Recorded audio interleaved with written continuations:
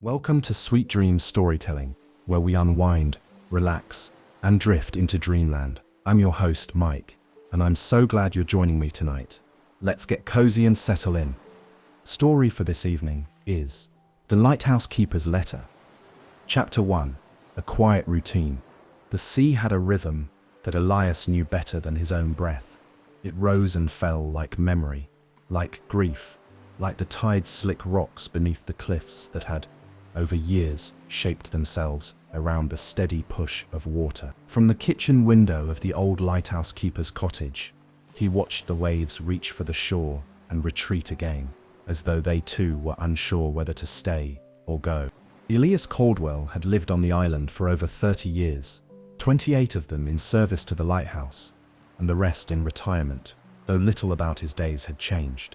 He rose at 5, regardless of weather, and brewed strong black tea in the dented kettle that had once belonged to his wife. Breakfast was porridge, never eggs. He didn't trust eggs anymore.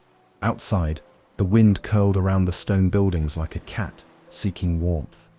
Moss had claimed the base of the tower, and the lantern room, though now dark and long disconnected from the mainland's maritime systems, still stood sentinel above the sea. The government had decommissioned the lighthouse 6 years ago, but Elias hadn't moved. He had nowhere else to go, and even if he did, he suspected the land would be too loud, too fast, too full of people with faces like unopened books. He had his rituals, and they gave him shape. After breakfast, he took his usual walk along the southern ridge. The path there was narrow, edged by low gorse bushes and granite outcroppings, and offered the best view of the bay. Sometimes, in winter, seals sunned themselves on the rocks below. Other times, in the high summer, he would see small boats in the distance, tourists or research students cataloguing seabirds. Today there were no seals, no boats, just the wind, the cloud-thick sky, and the solitary cry of a gull overhead.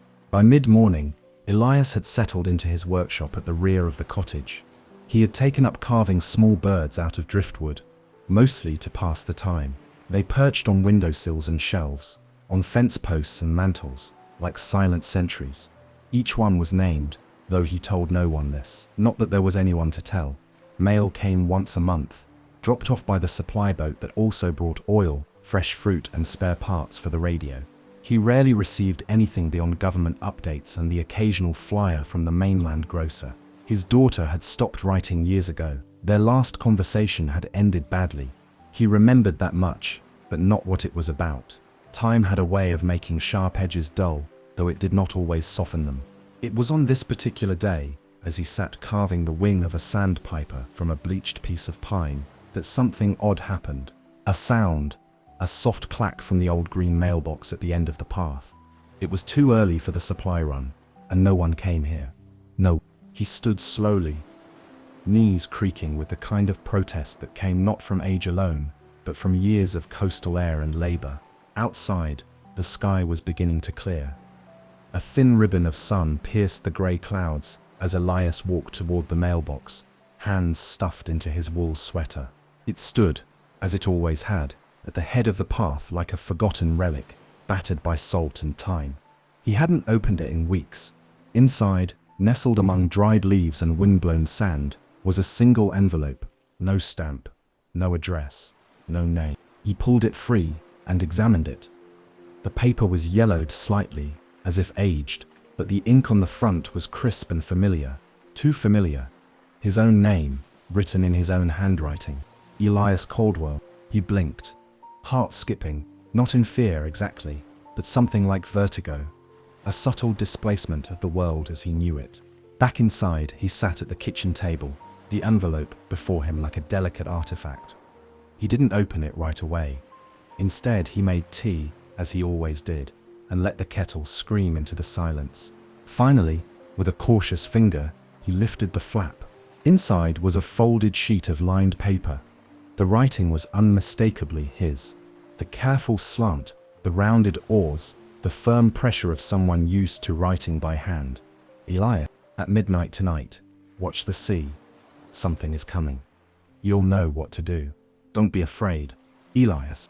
The room was suddenly colder. He reread it twice, then a third time, the words clinging to him like fog.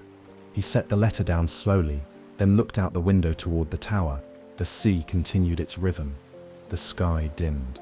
Somewhere in the back of his mind, a long closed door creaked open. Midnight. He would wait, just in case. Chapter 2. The First Letter. Elias didn't believe in omens. He believed in charts and lighthouses, in the language of wind and cloud, in tide schedules scrawled on the back of cigarette cartons. He believed in things that could be measured, seen, heard. But that night, as the old brass clock in the kitchen ticked toward midnight, he found himself seated by the window with the letter on the table beside him and a mug of tea gone cold in his hands. The sky was restless.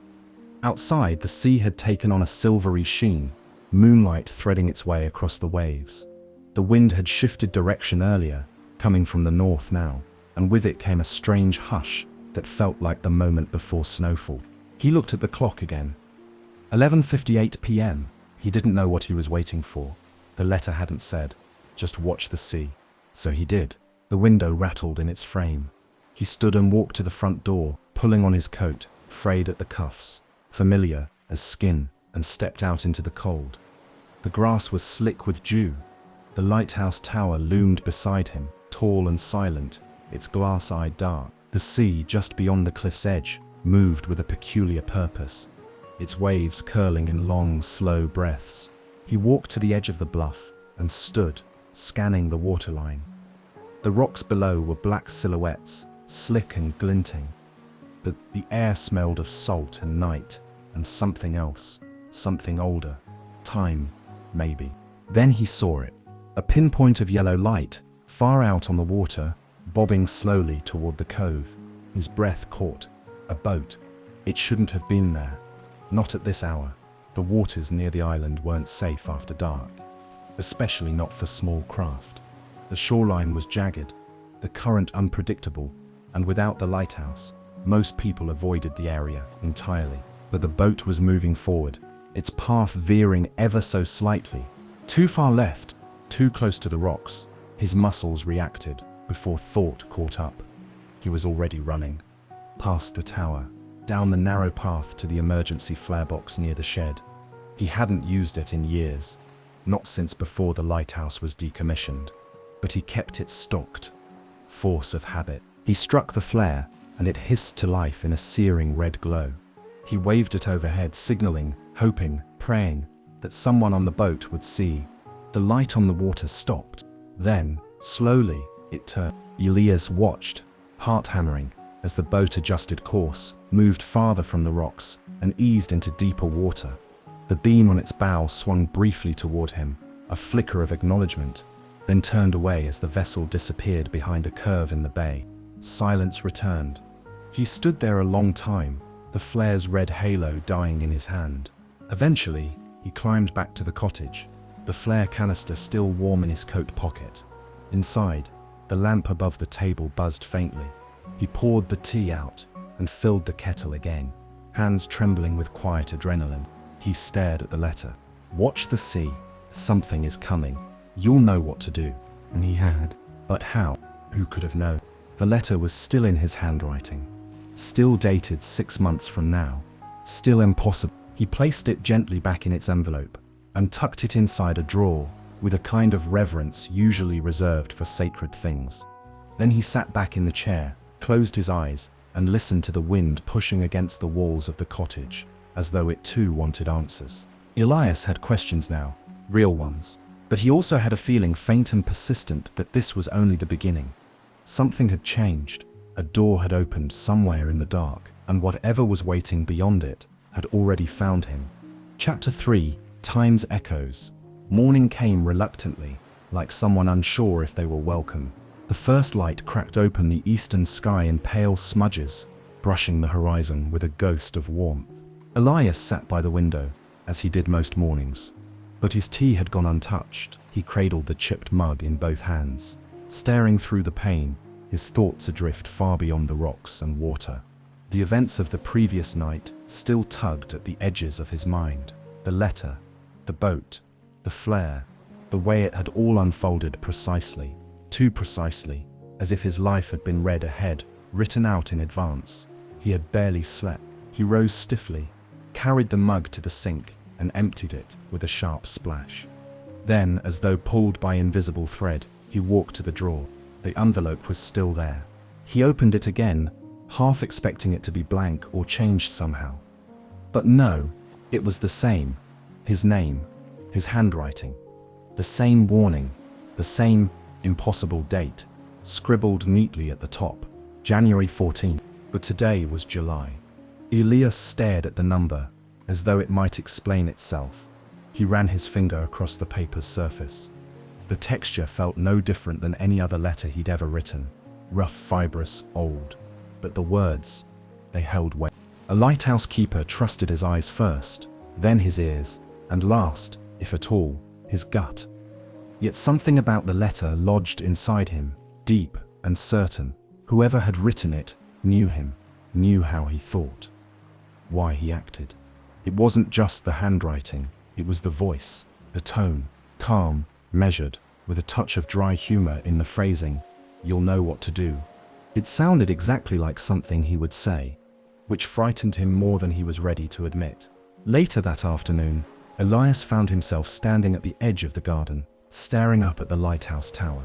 The iron stairs inside had rusted in places, and the glass above hadn't been cleaned in years, but it still stood proud, unlit, but not forgotten. Like him. He opened the tower's door and climbed slowly, gripping the rail with effort. His knees creaked in protest, but he ignored them. As he reached the lantern room, he paused, catching his breath. The view from up there was unchanged, and yet it looked different. The sea stretched wide and infinite beneath a pale blue sky. Gulls wheeled above the cliffs, and far out, a pair of fishing boats bobbed near the horizon. Specks on a vast canvas. Everything looked ordinary, peaceful, but Elias didn't feel peaceful. Instead, he felt watched. Not in the paranoid way, he was too practical for that. But watch the way an actor feels when they finally remember there's an audience.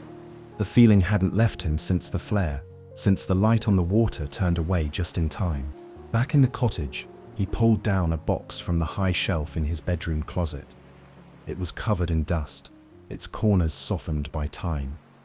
Inside were old papers, maps, worn notebooks, and letters, ones he had written. Some to Lena, his daughter, after her mother died. Others to himself, a habit he picked up years ago when the silence on the island became too thick to ignore. Letters he never intended to send, just thoughts, memories, quiet attempts to make sense of the life he'd lived. He flipped through them slowly, studying the loops and strokes of his pen, the shape of the words, the rhythm, and the more he compared, the more certain he became. It was his handwriting, not an imitation, not close, his. But that didn't make sense. He hadn't written that letter. He couldn't have. He would remember. Unless he sat down heavily on the bed, holding the envelope again. Unless he would write it, one day, later. It was a ridiculous thought. And yet, wasn't that exactly what the letter claimed? You wrote this, just not yet. He rubbed a hand across his face, sighing. You've finally lost it, old man, he muttered aloud.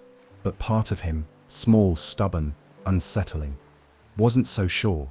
That night he did something he hadn't done in over a year. He opened the drawer in the hallway and took out a blank journal. A simple leather-bound notebook with yellowed pages. On the inside cover, he wrote the date, July 15. Then, slowly, he began to write. Something strange is happening. A letter arrived, claiming to be from my future self. It warned me of a boat. I followed the instructions. I saved someone, and I don't know how to explain any of it. Either I'm going mad, or I've stumbled into something far beyond reason.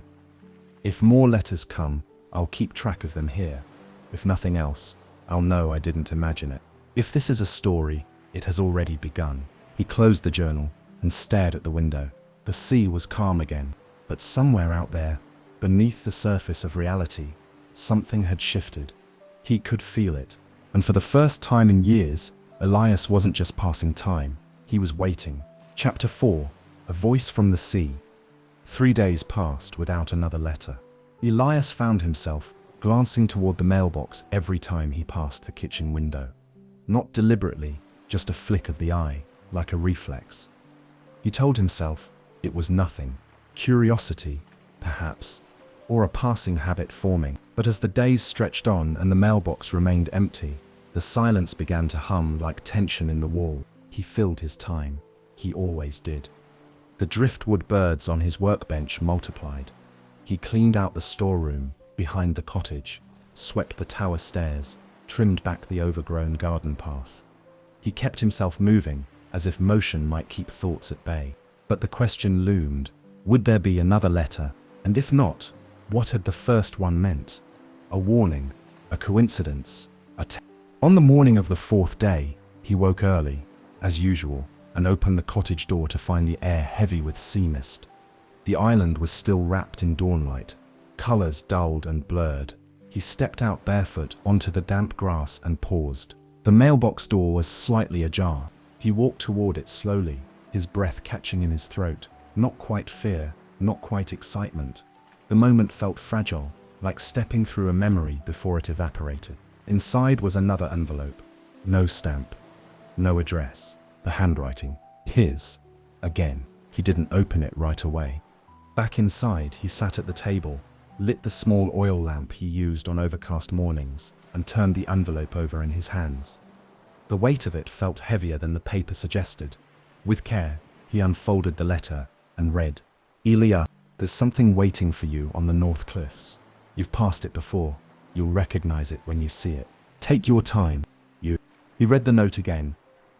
There were no dates this time, no instructions beyond the suggestion, just the familiar cadence, almost conversational, almost comforting. He set down the letter and stared into the mist beyond the window. The North Cliffs. He hadn't walked there in weeks. The trail was narrow and uneven, too steep in places, and the wind always stronger on that side of the island. But it had once been his favorite place. Back before everything changed, before the lighthouse went dark, before Lena stopped calling, before the silence became normal. He dressed in layers, slipped a thermos of tea into his coat pocket, and made his way out the door. The path north twisted through heather and rock. The wind was sharper here, curling off the sea with a wild kind of energy. The gulls cried above him, and in the distance he could hear the deep churn of waves against the cliff base. It was an hour's walk to the highest ridge. He climbed slowly, careful of the loose stones beneath his boots. The sky had begun to clear, revealing streaks of brightening blue behind the mist. When he reached the summit, he paused to catch his breath and turned to face the sea. It stretched out before him, vast and unbroken. Then he saw it, a small cairn, just a few stones stacked deliberately, perched near the cliff edge. He frowned. He didn't remember placing it there, but something about it was familiar. Drawn by curiosity, he stepped closer and crouched beside it. Tucked in the center of the pile was a square of folded fabric, weathered, discolored by salt and age. Carefully, he pulled it free. It was a handkerchief, soft linen, embroidered in fading blue thread. He unfolded it. Inside was a photograph. Old, sepia-toned, the edges frayed. It showed a woman standing beside the lighthouse. His lighthouse, smiling, her hair blown sideways by the wind. One hand shielding her eyes from the sun, the other holding a journal against her chest. Claire, his wife. The photo had been taken decades ago. He remembered the day, how she joked about the camera being too modern, how they'd laughed as she tried to keep her skirt from blowing up in the wind. She'd handed him her journal before the photo, then immediately forgotten where she'd put it afterward. They'd searched for hours. They'd never found it, until now. Beneath the photo, tucked neatly within the folds of the handkerchief, was a weather-softened notebook. Her journal. His hands trembled as he opened it. The first page was still legible. May 22nd, 1989. The sea is calm today, and Elias is trying to fix the storm shutter on the west window.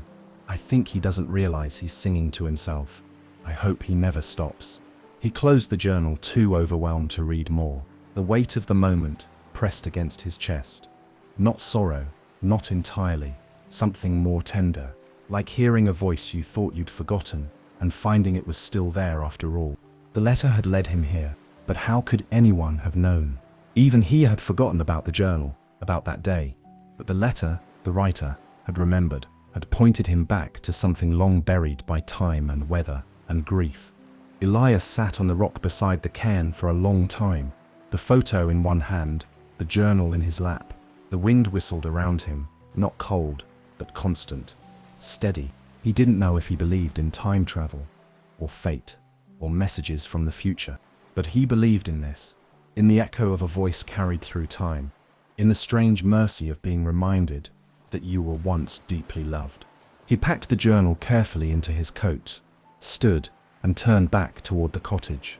As he walked, the air seemed lighter, and for the first time in years, his mind was not entirely on the past, but on whatever was coming next. Chapter 5. An unexpected visitor. The wind shifted again the following morning, coming in from the southeast, a soft, salt-laced breeze that carried with it the sound of distant gulls and the scent of seaweed drying on the rocks. Elias noticed it the moment he opened the front door. The change was subtle, but after decades on the island, he had developed a kind of barometric instinct. When the wind changed, things followed. He stood on the threshold with his tea, staring out across the water. The journal sat on the table behind him, open to the page he hadn't yet brought himself to read. Claire's words, preserved in faded ink, had stayed with him through the night. He'd dreamed of her, nothing vivid, only impressions. Her laughter, her hands holding his face, the way she used to hum while hanging laundry. His heart ached in a quiet, manageable way, not sharp like it once had been, not gone either. He glanced down the dirt path that wound from the landing dock to the cottage. It was empty, as all, until it wasn't. At first it was only a shape, a flicker of movement. He squinted into the morning haze and saw a figure walking slowly, cautiously, along the path. A woman, shoulder-length hair pulled into a loose knot, wearing a pale green coat and carrying a satchel. Elias didn't move. He stared, disbelieving. Then he saw the way she held her shoulders, that slight inward curve, the cautious gait that hadn't changed since childhood. His throat tightened. Lena, his daughter. He stepped back instinctively, as if her presence were a gust of wind pushing through the doorway. It had been nearly 5 years since he'd seen her in person. Their last conversation, over a crackling phone line, had ended with silence that never healed. Words spoken out of grief or anger, or both. Words that hadn't deserved to last as long as they had. Now she was here. He set down his mug with deliberate care and walked outside, the gravel crunching under his boots louder than usual in the hush of the morning. She stopped a few paces from him. Her eyes were red-rimmed from travel or crying. He couldn't tell which, maybe both. "Hi, Dad," she said quietly. Elias nodded. Lena, silence stretched between them like rope, taut and fraying. "I came on the early boat," she said, as if that explained everything. "Didn't think I'd find you outside already." "I'm always outside," he said, and regretted how gruff it sounded. Lena gave a tight smile. "I remember." He opened his mouth, but no words came. Apologies seemed too small. Explanations felt like excuses. So instead, he stepped aside and motioned to the open door. "Tea's on," he said. She hesitated, just a second, and then moved past him into the house. Inside, the cottage felt different. Smaller somehow, with Lena's presence filling corners long left empty. She wandered toward the bookshelf, running her fingers along the spines of old titles, pausing on one of Claire's favorite novels. "Smells the same," she murmured, "like wood smoke and salt." Elias busied himself in the kitchen. He boiled water, took down 2 mismatched mugs, and filled them with tea. Milk for her, plain for him. He remembered that much. They sat across from each other at the small table. "How did you... Why now?" he asked, at last, not unkindly. She took a sip before answering. "I needed to get away. Everything's been heavy lately. Work's a mess. Cal and I," she paused. "We separated 2 months ago." Elias's eyebrows lifted slightly, but he said nothing. "I didn't tell anyone where I was going, just packed a bag and called the supply boat. And they brought you. Still remembered your name. You're something of a legend to them, apparently." She gave a half laugh, then turned serious. "I wasn't sure you'd let me in. I wasn't sure you'd want to come," he replied. Another silence, not as tense as before. She looked down at the table. "It's been a long time." "Yes." I didn't mean for it to be. Neither did I. Something shifted, soft and tentative. Then Lena's eyes flicked to the drawer near the window. "You've got that look," she said. "What look?"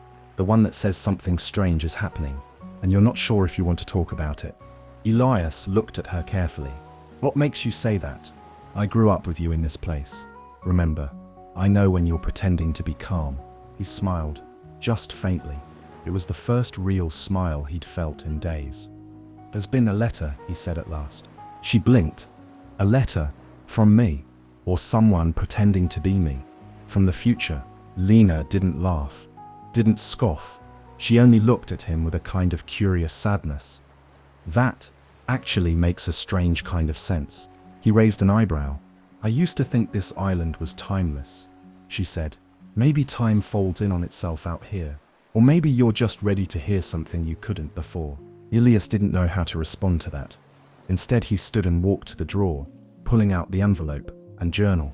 He placed them on the table and slid them toward her. She read silently for a while. Her expression didn't change.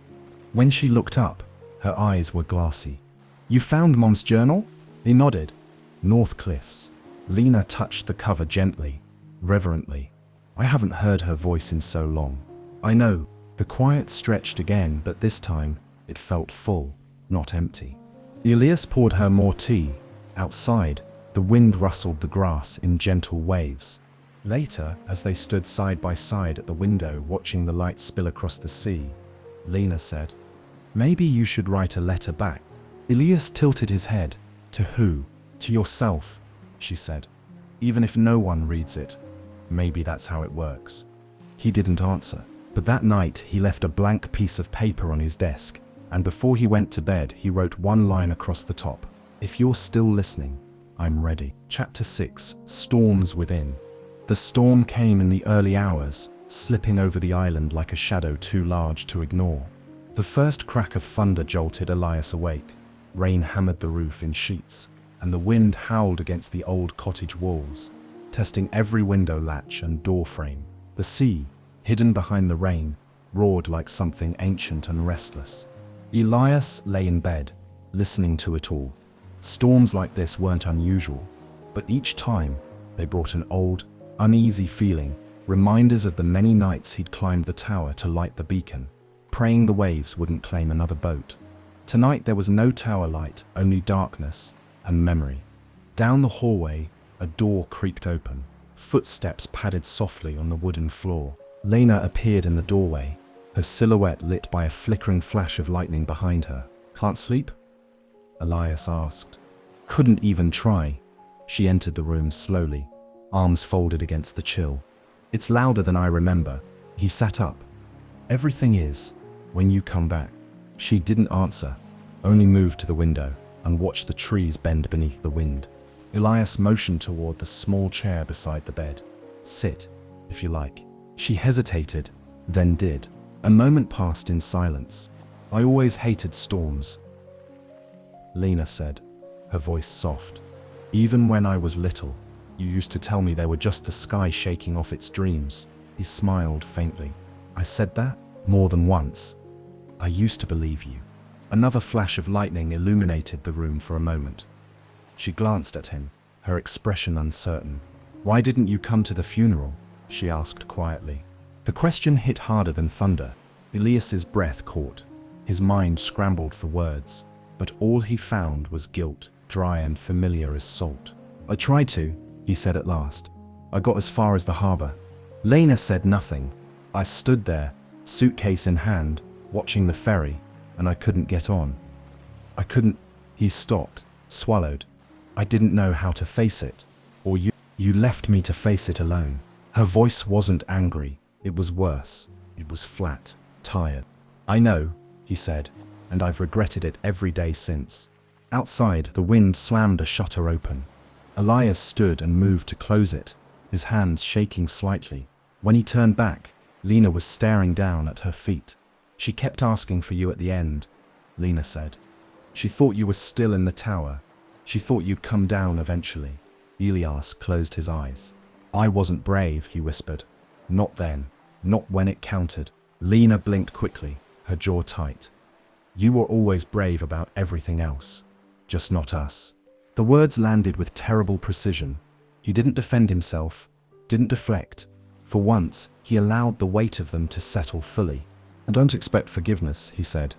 "But I want you to know I remember all of it, and I was wrong." Lena looked at him for a long moment. Her eyes, in the dim light, looked so much like Claire's. "I didn't come here for an apology," she said. "I came because I didn't know where else to go." "That's reason enough." She nodded. Slowly, they sat in the dark for a long time, not speaking. Outside, the storm raged on, but inside something quieter stirred, a cracking, perhaps, the beginning of release. Eventually, Lena stood. "I'll try to sleep," she said, "even if the sky's dreaming too loudly." Elias managed a small smile. "You remember that. I remember more than you think." She left the room, and Elias returned to bed, staring up at the ceiling. He felt exhausted and wide awake all at once. He didn't know if she'd forgive him. Maybe she never would. But she was here, and for now, that was enough. In the morning, the world was washed clean. Puddles shimmered in the early light. Branches lay scattered across the path, and the garden had been half flattened, but the worst had passed. Elias stepped outside to breathe in the scent of rain and sea, and turned instinctively toward the mailbox. It was empty, no letter today. But maybe that was the point. Some storms had to be weathered without guidance. Some things you had to say without being told. Chapter 7, The Apology. The storm had passed, but its wake remained.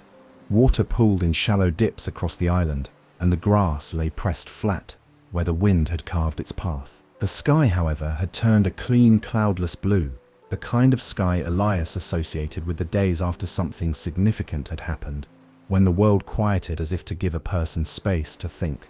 He stood at the edge of the garden with a rake in his hands, half-heartedly sweeping aside broken twigs and sodden leaves. The lighthouse loomed behind him, its glass face streaked with rain and salt. The tower had taken the storm well enough. It always had. Inside the cottage, Lena slept, or at least she hadn't emerged. He imagined her curled on the couch beneath the wool blanket, arms tucked in close. She used to sleep like that, as a child after bad dreams, tightly wound as if bracing for something even in rest. He'd hoped the storm would ease something between them, and in a way, it had, but there was still so much left unsaid. He turned toward the mailbox almost without thinking. This time, the letter was waiting. It sat neatly in the rusted box, as though placed with care. The envelope, like the others, bore no stamp, no markings, only his name in his own steady hand. Back inside, he placed the letter on the kitchen table. He stared at it for a long moment before breaking the seal and unfolding the page. "Elias, you know what you have to say. You've known for years. She's here. That's already a miracle. Don't waste it. Tell her about the drawing. Tell her the truth. You owe her that much." He read the letter again. The mention of the drawing struck him hard, an old memory surfacing like a shape beneath ice. He knew exactly what the letter meant. Later that morning, Lena emerged, hair tousled, sweater sleeves pulled down over her hands. She moved wordlessly to the kettle, poured water into 2 mugs, and brought one to the table without being asked. "Sleep well?" Elias asked. "Well enough." They sipped in silence. The sunlight crept across the floor in slow stripes. "I got another letter," he said finally. Lena looked up, surprised but not skeptical. "And it told me to tell you something." Her brow furrowed. "All right." Elias stood, walked to the hallway closet, and reached up to the top shelf. After a few moments of digging, he pulled down a flat box, the kind used to store photos or keepsakes. He brought it to the table and opened it. Inside were a few scattered items, an old compass, a pair of reading glasses, a faded map, and beneath them a folded piece of paper, a child's drawing.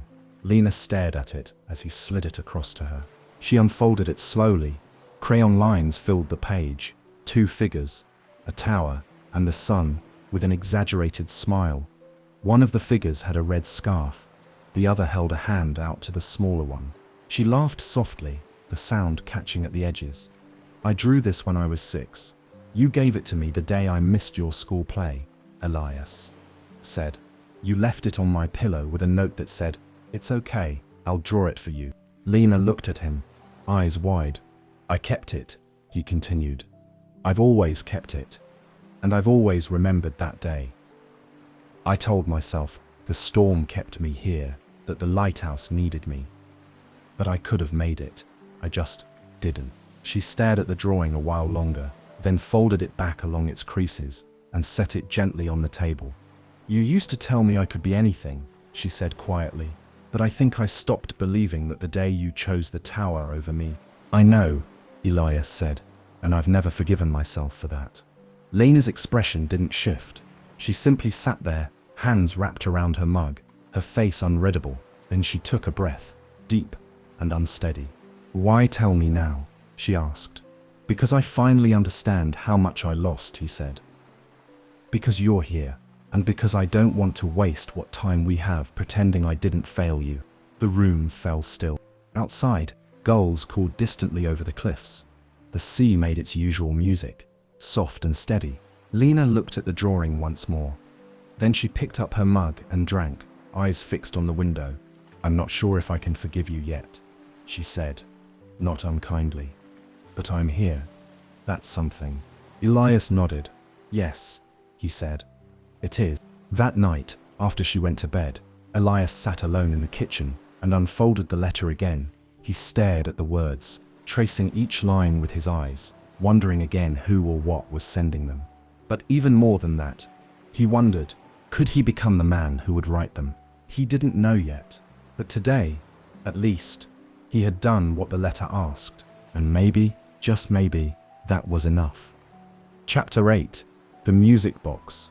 The day began with fog, the kind that dulled the world to a whisper. The island was wrapped in a thick, shifting mist, muffling the cries of gulls and softening the shape of the sea.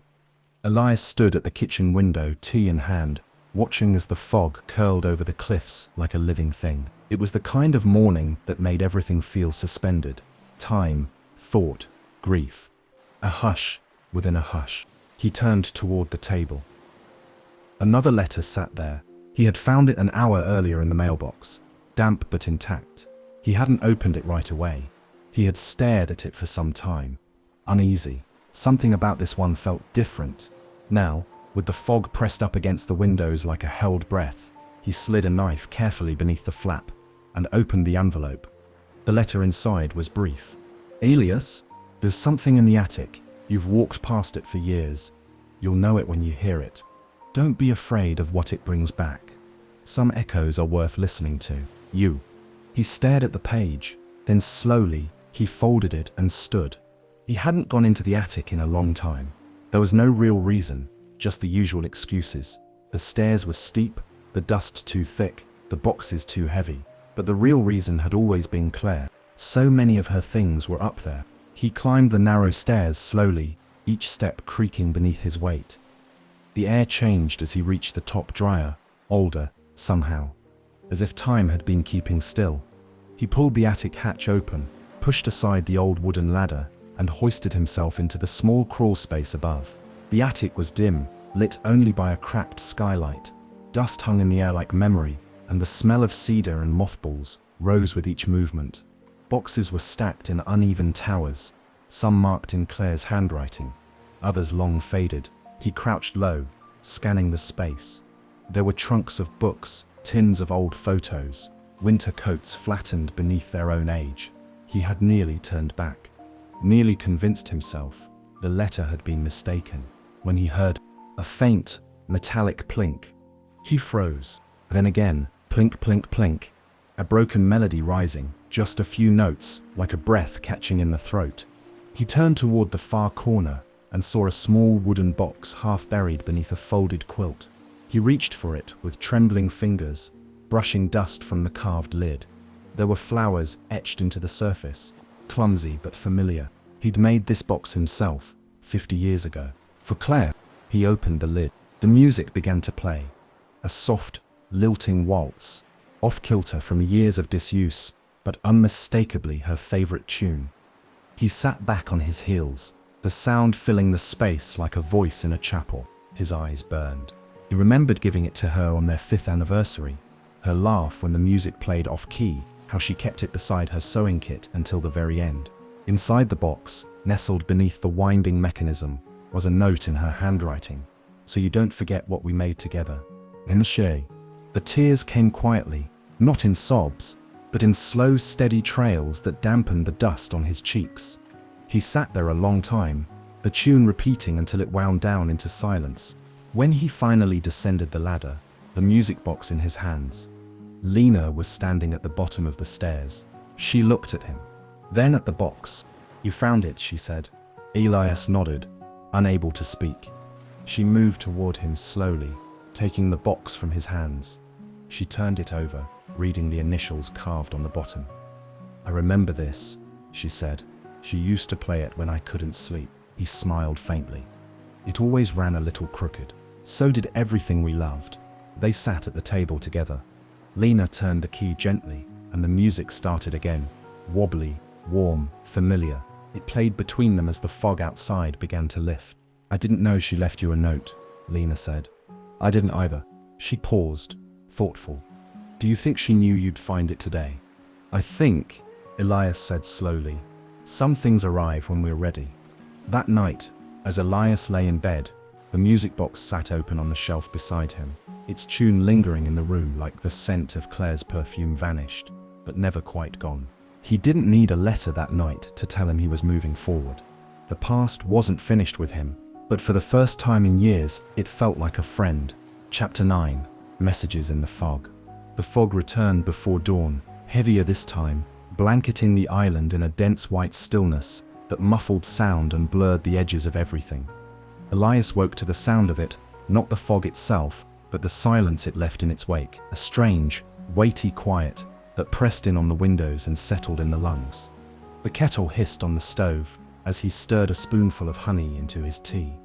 Lena was still asleep on the pull-out couch, her form curled under a patchwork quilt. He didn't wake her. Some mornings were meant to be solitary. He glanced toward the mailbox, out of habit. Just visible through the gauzy veil of fog, the little green box looked like something from a dream, out of time, out of place. And this time, it was open. His chest tightened. He walked outside barefoot, the grass wet and cold beneath his feet. The letter inside was damp at the corners but still legible, the handwriting steady. He opened it on the porch, the fog swirling around him like breath. "Elias, light the beacon, now. You'll understand soon enough. You." No signature, no explanation, just the imperative, written in ink that was beginning to bleed from the moisture. He stared at the lighthouse tower, looming grey and ghost-like through the fog. The beacon hadn't been lit in 6 years. The electrical connection had been severed after the decommissioning, and he hadn't bothered to repair it. But the oil lamp, the original mechanism, still sat in the tower. He'd kept it out of sentiment more than practicality. Now, he moved. He dressed quickly, threw on his boots, and climbed the spiral staircase inside the lighthouse. The metal stairs groaned with each step, and the damp clung to the walls. At the top, the lantern room was as he'd left it, dusty, cold, and untouched. The great glass lens stood silent at its center, covered in a light film of sea salt and age. He ran a sleeve across the inner curve, clearing the fog from the inside of the glass. Then he set to work. He cleaned the burner quickly, filled the reservoir with oil, and lit the old flame with a long match. It flared to life, flickering in the gloom. He rotated the lens slowly by hand, watching as the beam sliced through the fog in long, silent arcs. The tower came alive again. The light blinked and turned, cutting through the stillness like a heartbeat. And then, far below, near the shore, he heard something. A voice, faint, strained, distant. He rushed down the stairs and out into the fog, the wind damp and cool against his skin. The beam from the tower swept overhead. As he neared the southern cliffs, the voice grew louder. "Help, please, somebody." Through the fog, he saw it, a small motorboat, barely visible, its bow rocking dangerously near the rocks. A figure stood inside, waving both arms. Elias cupped his hands to his mouth and shouted directions. "Back the engine, starboard." turn with the wave. The person on the boat followed his gestures, correcting course just enough to avoid the worst of the jagged shoreline. A moment later, the boat cleared the reef and drifted into calmer water, disappearing into the fog again. Elias stood on the cliff's edge, breathing hard. He hadn't done anything heroic, just waved, called out, but the light, the beacon that had done the real work. It had warned them. The letter had known. Again, that afternoon, the fog lifted slowly, revealing a day too bright for what had come before. Lena emerged onto the porch holding a mug of coffee. "I saw the light last night," she said. Elias nodded, still looking out toward the sea. There was a boat. Lena joined him at the railing. Trouble? They were headed straight for the reef. Would have gone straight into the rocks if they hadn't seen the light. She didn't say anything for a moment. Then, "Why did you light it?" He handed her the letter. She read it, lips pressed together. "I'm starting to think whoever's sending these isn't just trying to guide you," she said. "They're reminding you who you are." Elias considered that. He looked up at the lighthouse, the glass glinting faintly in the sun. "I used to think the light was meant to keep people away from danger," he said. "But maybe it's also to show them they're not alone." She turned to him, surprised. "That sounds like something Mom would have said." He smiled faintly. She probably did. They stood together in silence for a long time, watching the water shimmer. The light was no longer turning. The lens stilled. But its afterglow lingered in Elias's mind. The letters weren't just about warnings. They were about reawakening something in him. A purpose, a presence, a connection he'd thought extinguished long ago. And somewhere out there, someone had seen the light and had lived. Maybe that was enough for one day. Chapter 10, The Letter That Wasn't.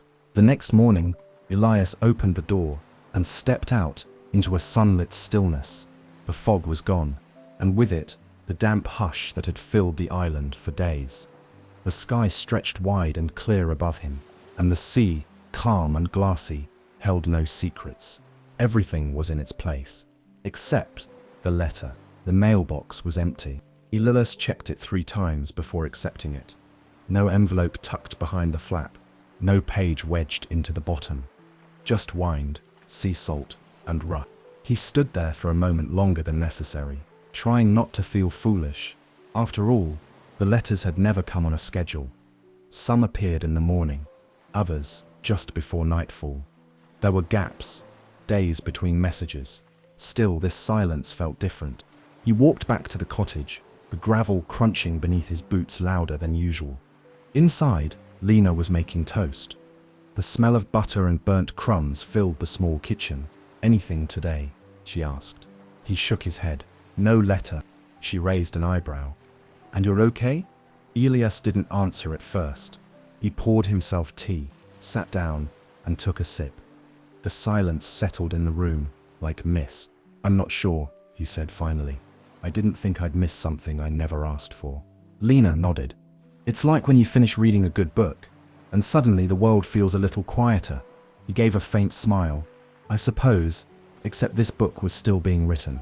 She sat across from him, toast in hand. "Maybe the writer's taking a break, or maybe the writer stopped believing I needed help." That thought lingered, unsettling and oddly freeing. The rest of the day passed like a slow exhale. Elias cleaned out the shed behind the tower, tossing old ropes and rusted tools into a growing pile by the gate. He checked the radio, which hadn't worked in over a year. He boiled potatoes and stirred a thick soup for dinner. Still, no letter came. By sunset, the itch beneath his skin had grown sharper. He found himself staring at the mailbox from the porch, willing it to contain something. Anything. But it remained stubbornly empty, like a question with no answer. He returned inside, frustrated with himself. That evening, Lena suggested they play cards. It was something they hadn't done in decades, not since she was a teenager, and he was a man still trying to outrun the weight of being needed. They played rummy by lantern light, the rules half remembered and improvised. They laughed when Elias tried to bluff, and failed, and when Lena dropped her cards in frustration. It felt, strangely, like comfort.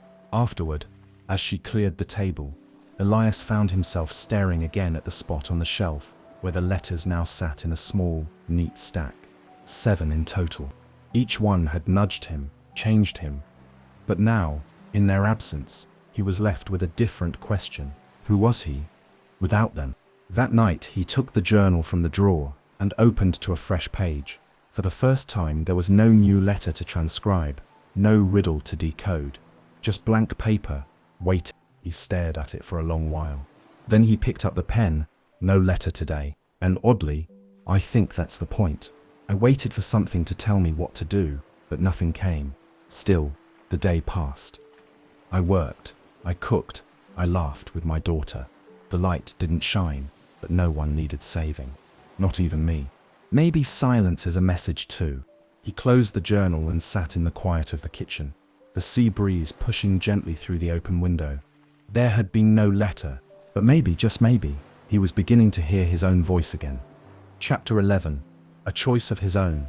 The morning came in quietly, carried on a breeze that smelled of kelp and sun-warmed stone. Elias stood at the shore, boots in hand, toes sinking into the damp sand as the tide crept up to greet him. The sea was calm, flat and silver under the early light. Behind him, the lighthouse loomed as always, steady and tall, though its windows were beginning to catch more dust than sun. He hadn't checked the mailbox, not out of stubbornness, but because for the first time he didn't feel the need to.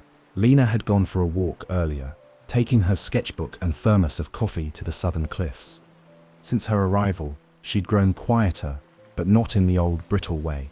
She seemed lighter somehow, less guarded. The silence between them had shifted from something wounded to something companionable. The letters had been silent for 2 days, and instead of feeling adrift, Elias felt curious. He sat on a large driftwood log and looked out toward the small, uninhabited island to the west, Seabird Point, as Claire had called it. Just a few acres of grass and rock, surrounded by nesting gulls and puffins in the spring. He hadn't been there in years. Not since before Claire passed. He'd once promised her he'd plant wildflowers there, her favorite kind, the pale purple ones that grew in scattered tufts along the cliff path. He never had. He looked over his shoulder toward the shed, where his rowboat hung from its slings dry and waiting. Then he looked back to the sea. No letter told him to do this. No voice but his own. A half-hour later, the boat was in the water. He rowed with slow, deliberate strokes, the oars creaking softly in their sockets. The sea, for once, offered no resistance. It was an easy crossing, the air crisp, the horizon clear. As the boat bumped against the shore of Seabird Point, Elias climbed out, boots splashing in the shallow surf. Gulls scattered into the air, calling in protest at the disturbance. He chuckled under his breath. "Still yours, then," he muttered to them. The island was just as he remembered, windswept and soft at the edges. The grass was longer than it had ever been in his lighthouse days, rippling like silk in the breeze. There were no trails anymore, just open land and the sea on all sides. He walked slowly, boots crunching over shell and soil, until he reached the high ridge at the center. The view took his breath away. From here, his island looked like something from a dream. Lonely, yes, but also whole. The lighthouse stood like a sentinel in the distance. Beyond it, the curve of the mainland, just barely visible through the morning haze. He sat down on a rock, hands resting on his knees, and closed his eyes. Memories came, unhurried. Claire laughing in the boat as waves soaked her skirt. Lena, at age 8, chasing puffins until they took to the air. The way the wind sounded different here, gentler, almost warm. For a long time, Elias simply sat, and then he stood, brushed off his coat, and walked down to the cove where the rocks were rich with seaweed and tide pools. Kneeling, he pulled a small trowel from his coat pocket, the one he used in the garden, and began digging. He planted nothing, just turned the soil, made space. A quiet ritual, an offering. When he was done, he took a flat stone and placed it at the center of the patch. He whispered to no one, in particular, "I haven't forgotten." He stayed another hour before rowing home, salt drying on his sleeves and a strange lightness in his chest. That evening, Lena found him at the kitchen table, scribbling in his journal. She looked over his shoulder and saw the title he'd written. "Today, I went without a letter," she smiled. "How did it go?" Elias looked up, his expression calm. I didn't get lost. Lena poured tea for them both. Maybe that's the point. They clinked their mugs together. A quiet toast to the sea, to the silence, to the choice. Chapter 12, The Return of Lena. The day began like most others, quiet, soft-edged, with the kind of light that seemed to settle rather than shine. Elias stood at the window sipping tea, watching a small boat bob toward the dock. The sea was unusually still, as if it too were watching. He recognized Lena, even at a distance. Her figure familiar now, lighter somehow. But she wasn't alone. A boy sat beside her. Elias squinted, tall for his age, lanky, with dark curls that blew wildly in the wind. He leaned over the side of the boat, trailing his fingers through the water. Lena had written 2 weeks ago, a real letter mailed from the mainland. She said she was thinking of coming back. Not just for a visit, she'd written. I want to stay a while, and I want to bring Jonah, her son, his grandson. Elias had read the letter 3 times before folding it carefully and slipping it between the pages of Claire's journal. He hadn't replied, not because he didn't want them to come, but because he didn't know how to say yes without sounding like he didn't deserve it. Now they were here. The boat bumped against the dock. Lena tied it off expertly and turned, waving toward the cottage. Elias lifted one hand in reply, then went to meet them.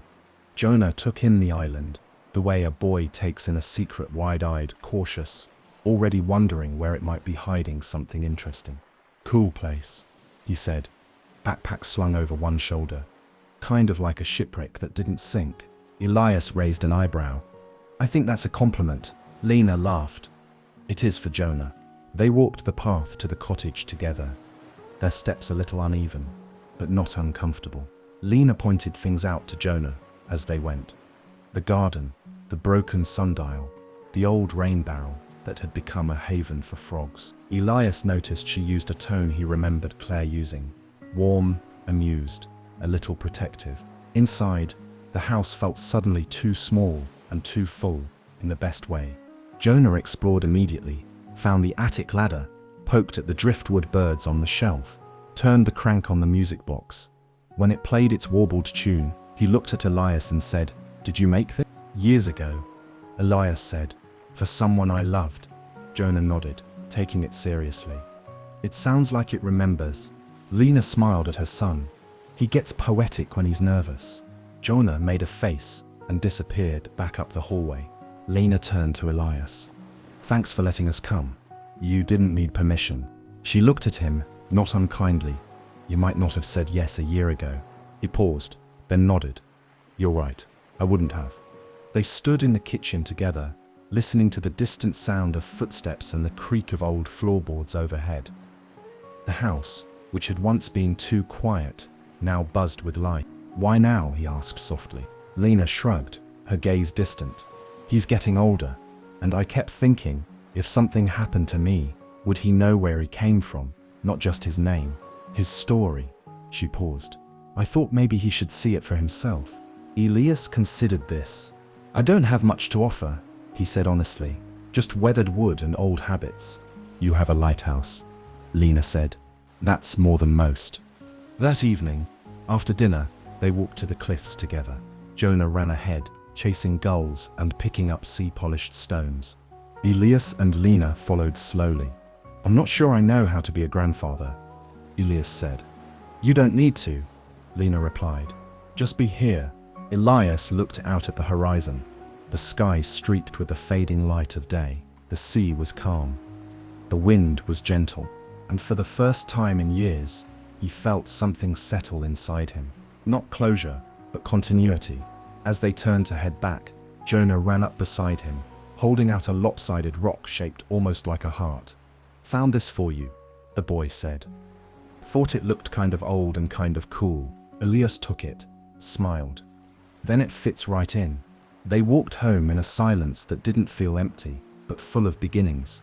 That night, Elias sat at his desk, lit a candle, and opened his journal.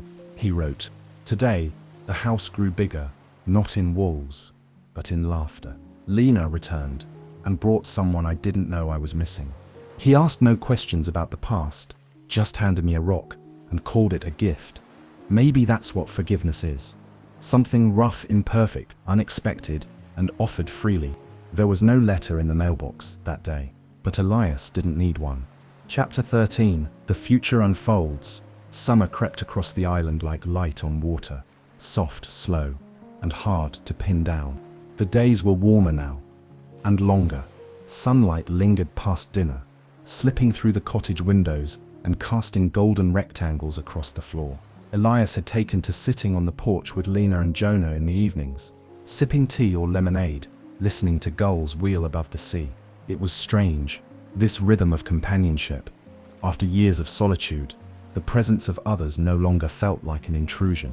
It felt like a returned limb, familiar, necessary. One morning, Elias found another letter in the mailbox, but something about it was different. The envelope was the same, aged paper, no stamp, his own name in familiar handwriting. But inside, no warning, no specific instruction, just this. Elias, there's nothing urgent to fix today, no one to save, no storm to brace for. Instead, sit with this thought. What do you want to leave behind, not as proof you lived, but as a gift someone else might carry? The light you kept wasn't just for ships, it was for those too far from home to see clearly. You still are that light, even now. You. Elias sat with the letter in his lap, the sea stretching out before him, gentle and blue. This one wasn't a warning, it wasn't a clue, it was a meditation, a gentle reminder not of what to do, but of who he already was. That afternoon, Elias walked to the lighthouse with Jonah. The boy had taken an interest in the tower, asking questions about the old mechanisms, the gears, the lens. He was full of curiosity, the kind that didn't just want to know how something worked, but why it mattered. Elias showed him the spiral staircase, the lantern room, the pulley system they used for cleaning the lens. Jonah touched everything carefully, reverently. He asked about storms, about how far the light had reached, about the ships that had passed by in the night and never known who had kept them safe. It's weird, he said, as they sat near the top. It's like you were helping people, and they never saw you. Elias looked out at the horizon. That's the job. Do you miss it? He thought about that. Not the job, he said, but the meaning it gave me. Jonah nodded, as if that made sense. You still help people. Do I? You helped Mom. You helped me. That's kind of the same. The boy turned and walked ahead, boots thudding on the metal stairs. Elias stayed behind a moment longer, looking out at the sea. What do you want to leave behind? He looked at the light, dormant in its cage of brass and glass.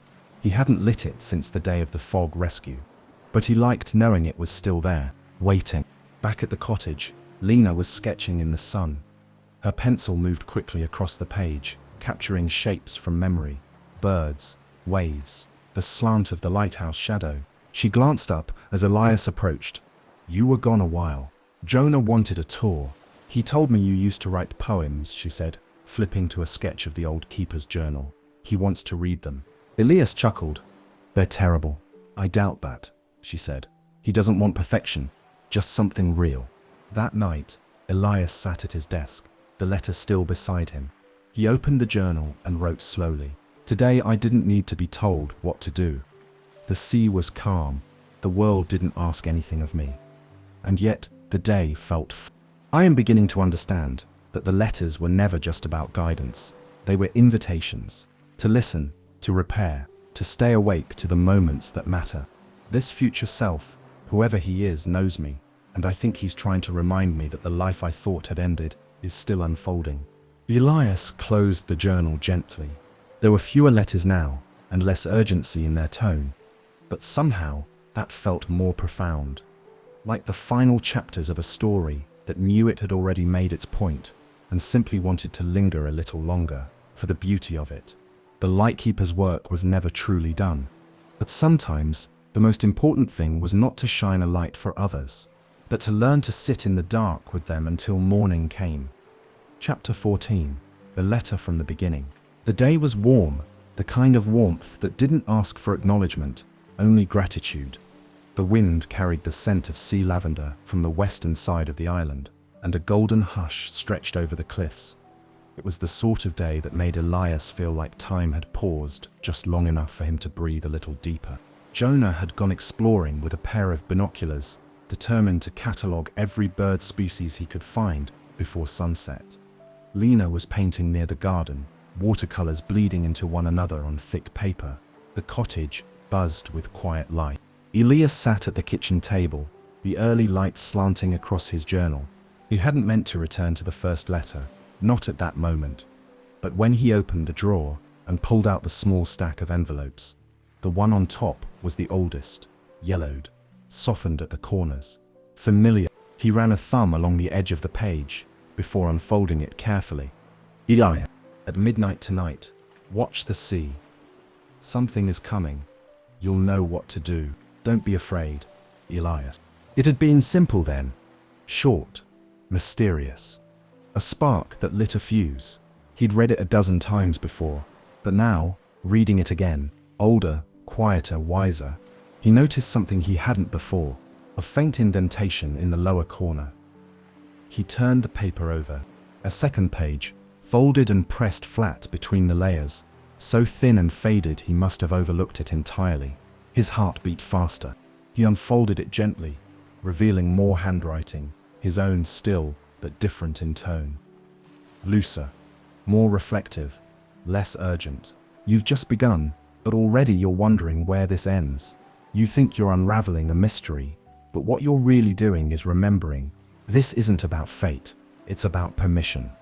The permission to change, to forgive, to begin again, even now. You're going to lose things, people, time, parts of yourself you thought were permanent. But what you'll gain is this, a second life, not built from scratch, but gently rearranged from the one you already lived. You won't save everyone, but you will start to save yourself, and that will be enough. Elias sat very still. The paper trembled slightly in his hand. He looked out the window at the sea, now calm and dappled in afternoon light. The horizon shimmered, as if something behind it was waiting to be revealed. Not dramatically, not all at once, but patiently, like a photograph, developing in slow motion. He thought of all the times he had returned to that first letter, how it had anchored him, how it had opened the door, but never told him what was on the other side. He had walked through that door blind, and somehow had found his way. That evening, he shared the second page with Lena. They sat outside under a sky streaked with fading color. Jonah was nearby, building a cairn from smooth pebbles. Lena read the letter twice. Her expression softened as she lowered it into her lap. It sounds like someone who's lived a long time, she said. Or someone who finally stopped waiting for the future, Elias replied. They were both quiet a moment. Then Lena turned to him. Do you think you'll ever know where the letters really came from? He didn't answer right away. I used to think I had to figure it out, he said. Now I think, maybe it doesn't matter. She smiled. Maybe not. But it's beautiful, isn't it? The idea that we can write something better for ourselves, even if we're already halfway through the story. Elias nodded. That night, as the stars appeared in the darkening sky, he opened his journal and added to the day's entry. I've been walking backward through my own life, one page at a time. But today, I realized something. I'm not retracing steps. I'm laying new ones over the old. That first letter didn't predict my future. It offered me a chance to rewrite it. He placed the letter carefully back in its envelope and returned it to the drawer, not as a clue anymore, but as a keepsake. The mystery, it turned out, was not how the letters got to him. It was how they had brought him back to himself. Chapter 15, the final lighthouse inspection. The letter arrived in a real envelope this time. Official, stamped, and postmarked from the mainland. Elias almost didn't open it right away. The sight of the crisp envelope on the kitchen table among the more familiar, weathered ones, gave him pause. It felt like a reminder that time, bureaucracy, and the world beyond the sea still had a place in his life. He slit it open carefully with the butter knife and pulled out the contents. Notice of final inspection, decommissioned maritime sites program. Subject Cowldhaven Light, Keeper's Tower number 4. Date, September 20. Purpose, closure assessment, and historical review. Optional attendance encouraged. He read it twice, then set it down and stared at the lighthouse through the kitchen window. Cold Haven Light, that was its name in the records. He had always called it simply the tower. The government had shut it down 6 years ago, disconnected it from the central grid, and left Elias alone with rusting gears and silence. He hadn't thought they'd bother with it again, but now they were coming. Inspectors, surveyors, possibly journalists, people who would walk the paths he walked, measure the walls he leaned on, take notes on a life he lived without any of them watching.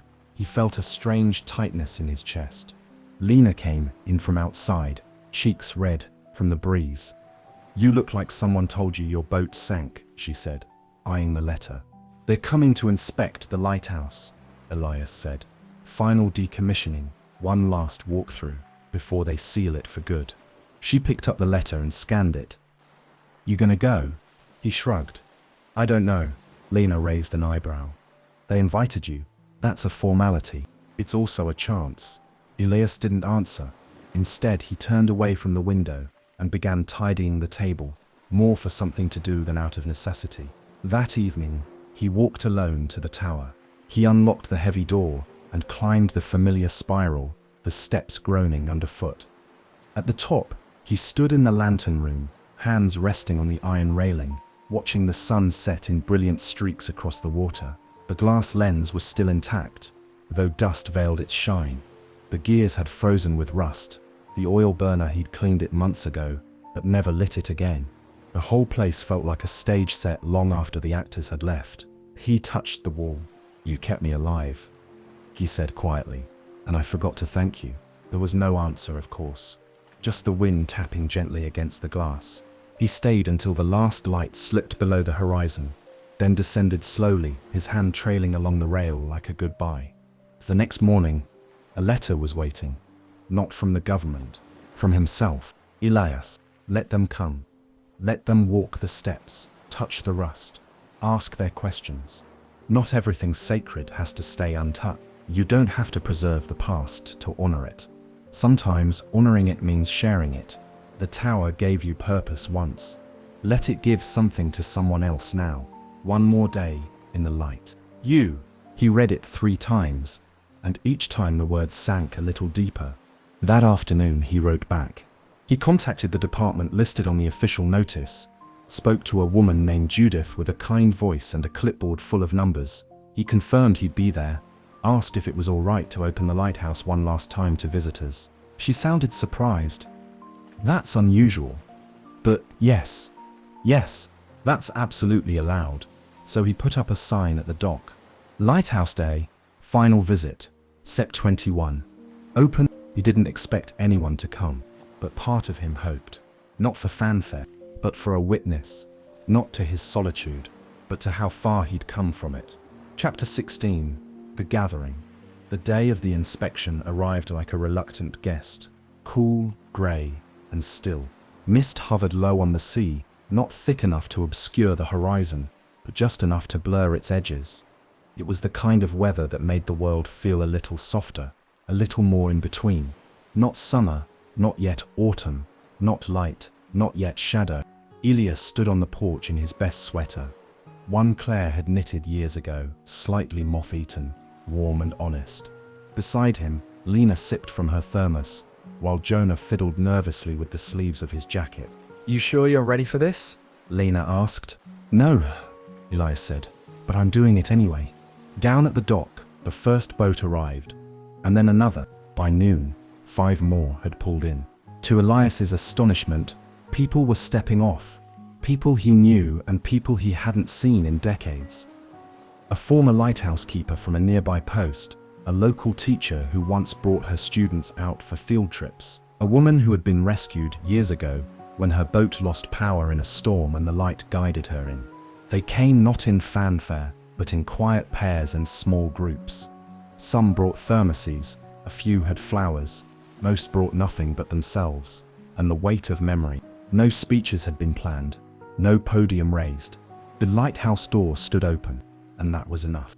For hours, people wandered through the tower and the cottage. They climbed the winding stairs, marveled at the gears and rust, admired the lens, even clouded by salt and age. It still caught the light like it remembered how. Jonah led tours with childlike sincerity, explaining how the old burner worked, showing off the ledger where Elias once logged every passing vessel, every stormy night, every hour spent keeping vigil. Elias stayed mostly outside, near the gate, welcoming each guest with a handshake or a nod. He didn't feel the need to explain himself. The tower spoke for him. It stood for service, for endurance, for the idea that even unseen, one could be of use. Late in the afternoon, as the fog finally began to lift, Judith, the woman from the Maritime Preservation Office, approached him with a clipboard and a quiet smile. "Mr. Caldwell," she said, "this is remarkable. I've never seen a turnout like this for a decommissioned site." "It's not a site," Elias replied. "It's a story. One that took me longer than most to finish." Judith nodded, respectful. "We're noting it as historically significant. You should know that. It won't be demolished. It'll be sealed, but left intact. We'll install a plaque." Elias blinked. "A plaque? It's earned one," she said. He looked up at the tower, and for a moment he swore it stood taller. As the sun dipped low, painting the sea in quiet gold, Elias climbed the tower one last time. This time, he wasn't alone. Lena came with him, her hand on the rail. Jonah followed, flashlight in hand even though the light still held. They reached the top and stood together beneath the great lens. Elias lit the old oil burner, not out of need, but as a gesture, a small, defiant flicker. The lens caught it and spun gently, slowly, casting a final arc of light across the island. No ships passed, no alarms sounded, nothing needed saving. But still, the light turned. Just once more. As they descended, Elias paused halfway and looked out through the narrow tower window. He saw the crowd below beginning to leave, boats peeling away from the dock, voices mingling with laughter and low wind. He saw people looking back at the tower as they went. He wondered what they saw, a relic, a monument, or maybe, just maybe, a reminder that even old things still mattered. That evening, the house was full of quiet hum. Jonah curled up by the fire with a book. Lena read from one of Claire's old journals. The sky outside darkened slowly, and the lighthouse sat still and silent now, its work done. Elias sat at his desk. No letter had come that day. He didn't need one. He opened his journal and wrote, "Today, the tower closed." But it did not end. People came not to witness its death, but to acknowledge its life, and mine. I've spent years waiting for something extraordinary to arrive by sea or sky. But maybe the extraordinary thing was simply this, to be seen, not as a keeper of light, but as a man who learned, finally, how to live in it. He signed the page with his name, slowly, carefully, Elias Caldwell, and then he put down his pen. The tower was quiet now, but the man who once kept it was finally ready to speak for himself. Chapter 17. The Last Letter. The next morning arrived like breath on glass, cool, still, and clear. Sunlight spilled across the worn floorboards of the cottage, lighting up the space where Elias's desk sat near the window. The lighthouse stood motionless in the background, its great lens catching the faintest shimmer of morning light, though its flame had long gone cold. Elias rose early, hobbit, still. He dressed, made tea, and stepped outside barefoot. The air had that sharp edge of late September, when the season had not yet decided whether to stay or go. He approached the mailbox without urgency. He didn't expect anything anymore, but when he opened it, something was there. A letter. Not damp, not wind-torn, perfectly dry. A clean envelope, with his name written in that now familiar, gently sloping script. His own. But something was different. The weight of the envelope. He opened it slowly. Inside, there was only a single piece of paper. And on it, just one line. "Now, live as though you're writing the next one." That was it. No date, no signature, no prediction, just the invitation. He read it 3 times, not because he didn't understand it, but because it said so much with so little. His hands trembled slightly, not from cold or fear, but from the quiet truth of it. The letters had stopped being about instruction a long time ago. They had become echoes, mirrors, reminders. But this was the hand letting go. And his, finally, no longer reaching. Elias didn't tell Lena right away. He kept the letter in his pocket throughout the day, while he worked in the garden with Jonah, turning the soil one last time before the frost, while he and Lena repaired the shed door that had started to sag in the sea wind, while he sat on the porch watching gulls swing in slow arcs over the water. He didn't feel the need to rush toward meaning anymore. The letter wasn't a key, it was a doorway. That evening, as they shared dinner by lamplight, Jonah talking animatedly about a bird he was certain had been extinct, Elias slipped the letter from his pocket and handed it to Lena. She read it, brows knitting. Then she smiled softly. "That's a good one," she said. "I think it's the last," Elias said. Lena looked up. "Do you know that?" "I don't. But I feel it." She nodded slowly. "What now?" Elias thought about it.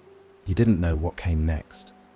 But he knew how he wanted to approach it, not waiting for instructions from the future, not weighed down by regret. Instead, present, awake, participating. "I think I'll start writing my own," he said. "Not to myself, to others, to him," he nodded toward Jonah, "to you, maybe even to strangers. Bottled ones. Letters meant to go outward. Like light," she said. He smiled. "Exactly." Later that night, Elias sat at his desk with a blank sheet of paper and a pen. The window was open, letting in the smell of the sea. Somewhere, Jonah laughed in his sleep. A gull cried out in the distance. Elias began to write, not to himself, not to the past or the future, but to someone who might one day find the letter. He didn't know who they were. It didn't matter. What mattered was this. He had something to give. "Dear traveler, this place held me once. Not like a prison, but like a song you can't stop humming. I thought solitude was my calling. I thought silence was safer than being known. But then the letters came, and I remembered light isn't meant to be kept, it's meant to be shared. So here's mine. If you're lost, take this as proof that being found is possible. If you're quiet, know that even silence has a voice. If you've come here, it means you're looking. Keep looking. You're not alone." Elias. He folded the letter carefully, slid it into a blank envelope, and wrote one word on the front, "To whoever needs it." Then he sealed it. The lamp burned gently beside him, steady and sure. And outside, though the lighthouse stood dark, a new light, smaller, perhaps, but no less true, was quietly shining. Chapter 18. The New Light. The lighthouse no longer shone. The lantern was sealed, the gears still, the final inspection passed. The brass plaque mounted beside the door read, "Coldhaven Light, established 1892, decommissioned, for those who kept the watch, for those who saw the light." Most days Elias passed it without pause. But sometimes, like today, he stopped and ran his fingers over the inscription, tracing the grooves, like old paths, walked barefoot. It had been nearly 2 months since the last letter, since that final message had invited him to live as though he were writing the next one. And that's exactly what he'd begun to do. He started small. A letter tucked inside a library book returned to the mainland. Another sealed in a bottle and tossed into the sea from Seabird Point. A third folded and slipped into Jonah's sketchbook without his knowing. "You already see the world clearly. Don't let anyone tell you to look away." They weren't messages of warning or prophecy, just kindnesses offered to the unknown. A light of a different sort. Today, Elias sat at his desk, preparing for something new, a visitor. A graduate student from the Maritime History Department had written him weeks earlier. She was researching keeper culture, as she called it. She had read about the public decommissioning, read about Elias. In her letter, she'd written, "I'm fascinated by people who dedicated their lives to being invisible." He found that sentence both strangely accurate and strangely sad. He had written back, inviting her to the island for tea.